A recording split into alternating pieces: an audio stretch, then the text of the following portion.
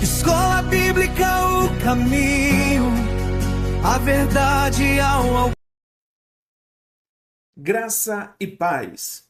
Sejam muito bem-vindos à série Desenvolvimento Ministerial. Eu sou o professor Fabrício Cardoso e estamos nessa sequência de vídeos falando sobre os exercícios ministeriais e os departamentos que não podem faltar na igreja. Então, você que é ministro, que é pastor, que é uma pessoa que deseja o episcopado, você não pode ficar de fora desta sequência de vídeos, dessa série de vídeos. Então, já aproveita, vai aí, se inscreve no canal, né, dá um like, deixa o seu comentário nesse vídeo, que eu tenho certeza que todos esses conteúdos irão abençoar a sua vida, irão edificar e ser uma condução de orientação sobre o seu ministério, em nome de Jesus. Então, hoje estaremos falando nesse vídeo sobre o departamento infantil.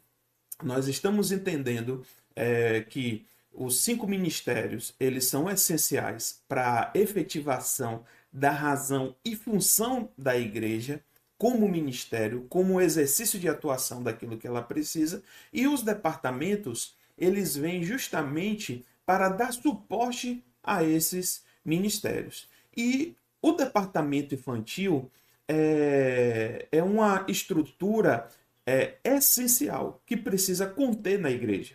Porque qual é a igreja hoje que não tem uma criança? Todas as igrejas têm uma criança. E aí qual o posicionamento que nós temos que ter com essas crianças, com as nossas crianças? Qual é a nossa postura, como que nós deveremos conduzir as nossas crianças? E eu gostaria de lhe convidar para que você nos acompanhe em nossos slides para uma maior compreensão do nosso conteúdo. Projeto de Desenvolvimento Ministerial, Departamento Infantil. Qual o objetivo? O objetivo é garantir o ensino das bases bíblicas a todas as crianças, através de uma metodologia que consiga, a curto prazo, mensurar a reprodução da criança nos exercícios da oração, adoração, ofertório, e da leitura e pregação da palavra. Vamos lá. Nós precisamos, como igreja, a igreja ela precisa ter, né? O ministério ela precisa ter uma estrutura e ela precisa ter uma pessoa que pense essa metodologia.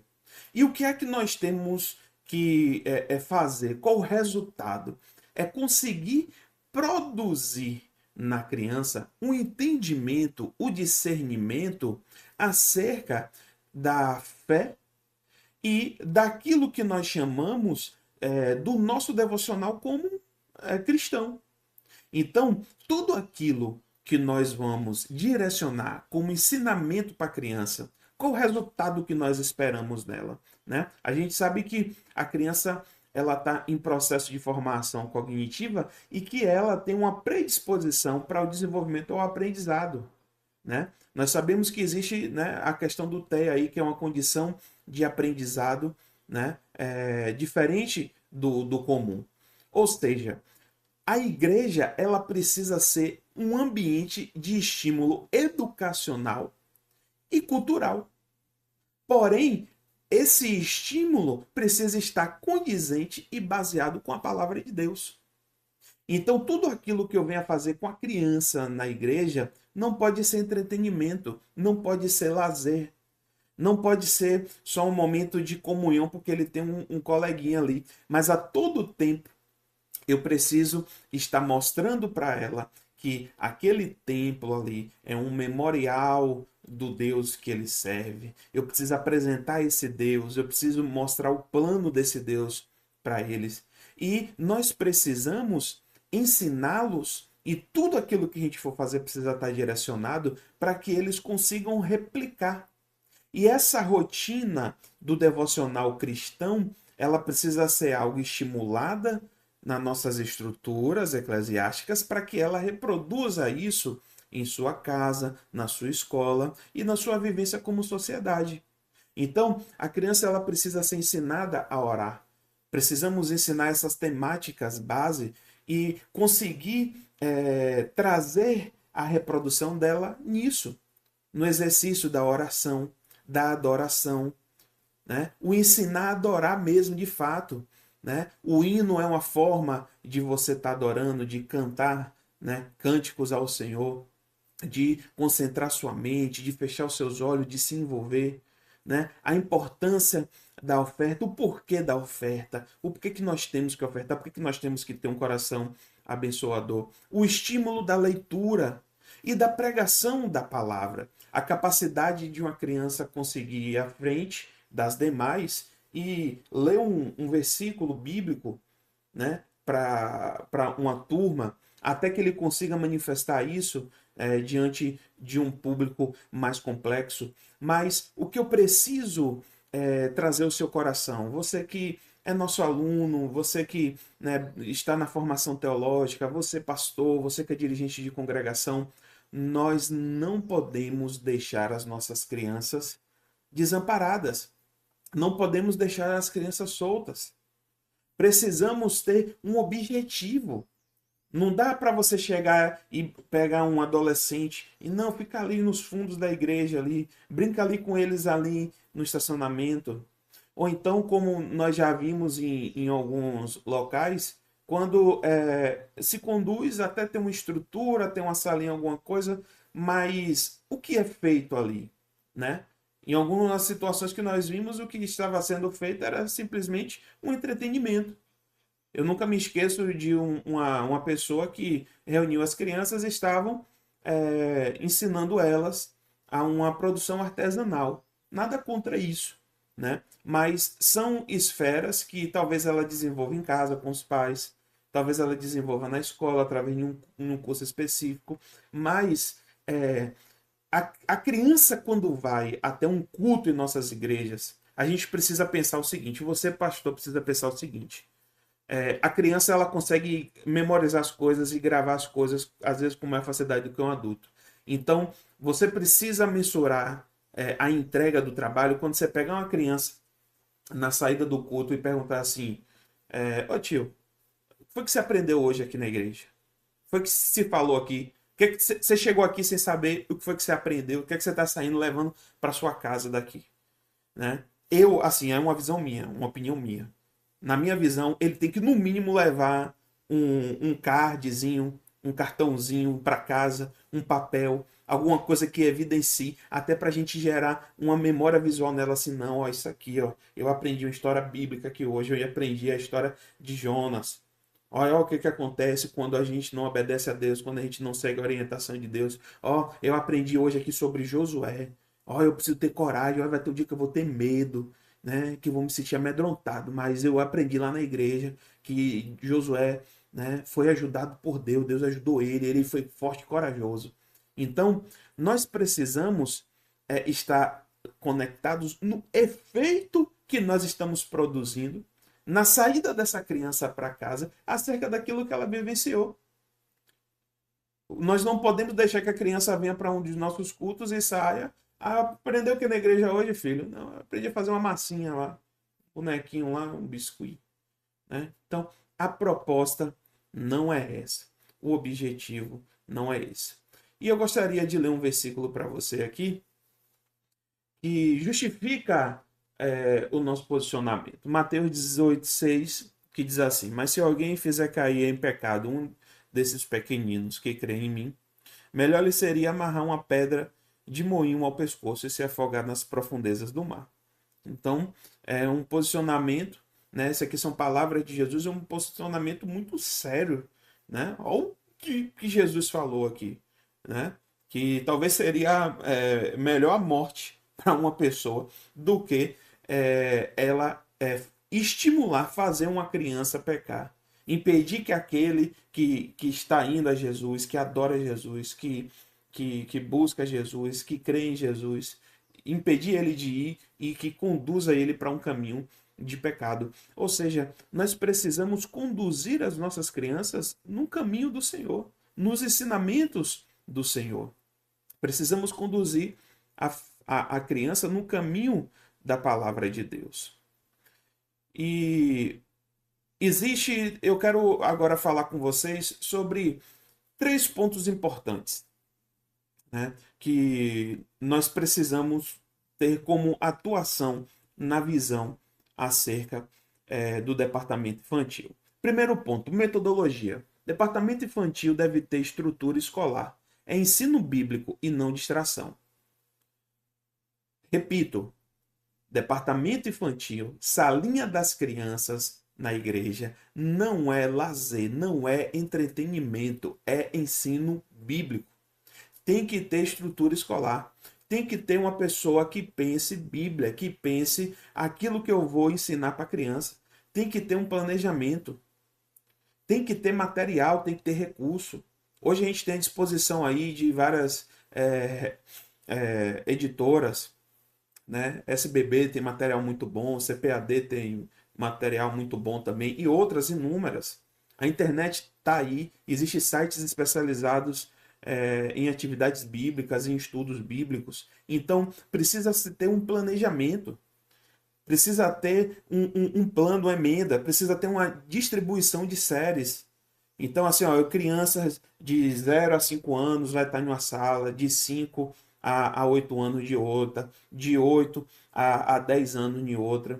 Eu preciso ter um plano, uma ideia, eu preciso ter descrito, ó, a gente vai ensinar isso aqui, ó, são tantos encontros no ano, para tantos cultos, eu vou precisar de tantas pessoas, a gente vai ensinar isso aqui, né? Vai ter que ter essa atividade. Então, todas as técnicas da neuroeducação, por exemplo, das práticas pedagógicas atuais, as pessoas que estão à frente precisam estar atualizadas para que preparem aulas que estimulem a criança aí.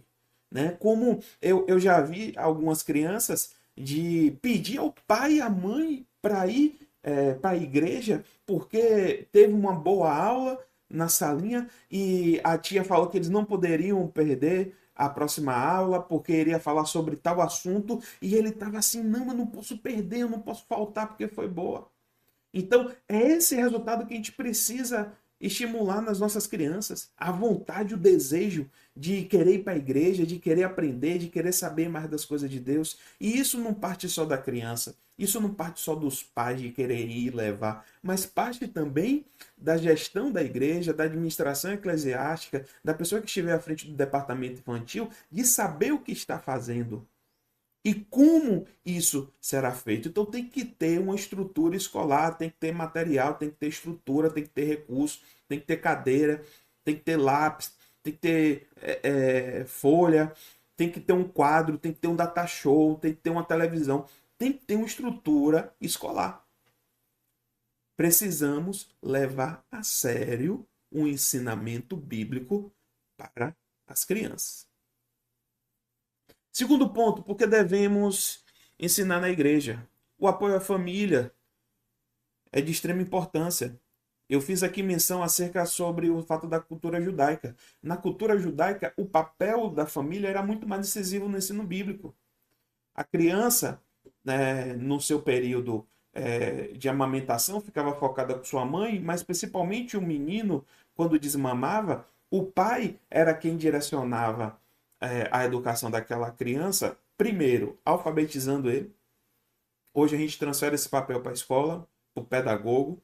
Não estou criticando, a escola é bacana, o papel é bacana, a gente vive uma estrutura, nós somos gentios, nós não vivemos com a cultura judaica, não tem um sistema religioso enraizado como se levou anos para se conquistar. Então, nós não temos famílias de base, famílias estruturadas com essa capacidade. Então a escola ela democratizou o acesso à educação e isso é uma conquista também da Reforma Protestante. Então, mas o pai era quem ensinava, alfabetizava, quem ensinava a ler. Depois que ele sabia ler, o pai era quem ensinava a lei. E depois que ele entendia, sabia ler, entendia a lei, o pai ensinava uma profissão. Então a gente tinha uma figura muito incisiva da família, do papel do pai e da mãe na educação daquela criança. Nós não vivemos mais nessa cultura, né? E hoje nós temos uma família mais fragilizada que às vezes não cumpre esse papel ou terceiriza, transfere esse papel. Nós vivemos em sua maioria com pessoas ou despreparadas ou pessoas que têm até preparo para lidar com as questões educacionais do seu filho, mas não tem tempo. Está trabalhando muito, se dedica muito para garantir o sustento do lar. Então, às vezes, essa criança ela fica o maior tempo disponível na escola e, às vezes, a escola não cumpre esse papel. Ou então, com esse direcionamento de diversidade, a escola ou ensina a pluralidade religiosa ou não ensina nada. Então, nós, como igreja, precisamos auxiliar as famílias acerca do ensinamento bíblico dos seus filhos. Terceiro e último ponto, preparo e capacitação dos professores. É muito importante, aqui eu finalizo as nossas palavras, é muito importante que a gente qualifique os professores, né?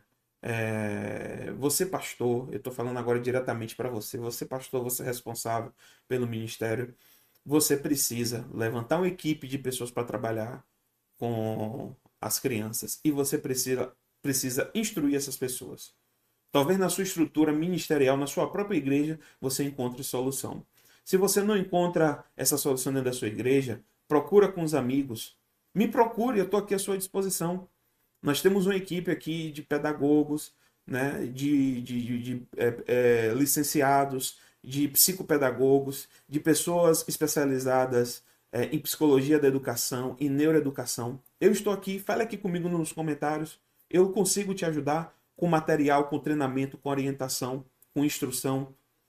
Então, você precisa, pastor, você dirigente de congregação, você precisa se mobilizar. É responsabilidade sua de qualificar as pessoas, de preparar as pessoas, de trazer um consultor pedagógico para a sua igreja, de promover um treinamento, ou levar o seu pessoal, ou trazer o seu pessoal em como lidar com as crianças, em como lidar com os transtornos de aprendizagem. O TEA, por exemplo, que todas as igrejas hoje a gente praticamente tem uma criança lá com TEA.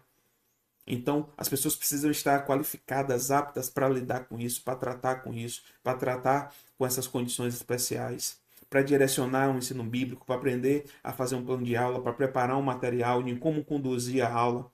Nós sabemos da grande dificuldade, porque tem gente que diz assim, eu não sei ensinar criança, eu não tenho dom para tratar com criança, não tenho paciência para tratar com criança, né?